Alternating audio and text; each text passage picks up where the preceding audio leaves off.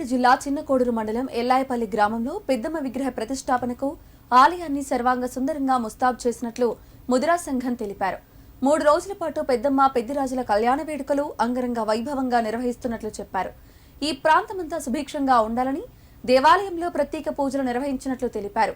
పరిసర ప్రాంత గ్రామాల ప్రజలు పాల్గొని కార్యక్రమాన్ని విజయవంతం చేయాలని కోరారు.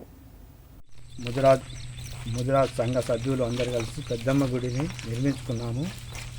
ఇందుకు మేము అందరం కలిసి పెద్దిరాజుల కళ్యాణోత్సవం జరుపుకుంటున్నాము. మైలారము, అల్లీపురము, కొండేలకుంట్ల, రంగేపల్లి, చిరకలపల్లి అందరం చుట్టూ 4 గ్రామస్తులు అందరూ వచ్చి విజయవంతం చేయగలరని కోరుకుంటున్నాము. మంత్రి హరీశ్రావు కూడా రాగలరని కోరుకుంటున్నాము. వస్తుండి కూడా అందరు రాగలరని విజయవంతం చేయగలరు.